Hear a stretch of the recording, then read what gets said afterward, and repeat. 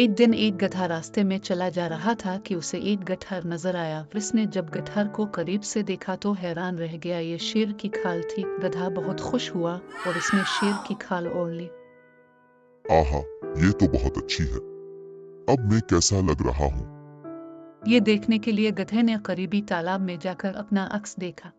अब मैं शेर बन गया हूँ। अब मैं इन सबको मजा चटकाऊंगा जो मेरा मजाक उड़ाते थे।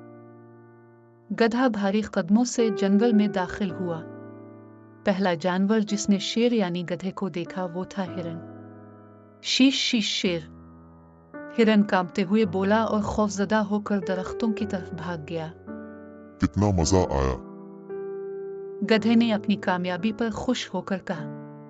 इतने में देखा कि बी लुंगड़ी आ रही है। उसने जो शेर को देखा तो खौफ से कांपने लगी।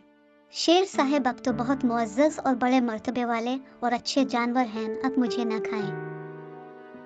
लुंगड़ी गधे से इसकी जिंदगी की भीख मांगने लगी। जल्द ही पूरे जंगल में हलचल मच गई कि जंगल में शेर आ गया है।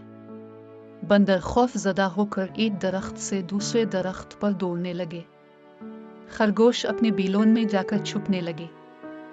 अब मुझे उन्हें शेर की तरह दौड़कर डरा देना चाहिए।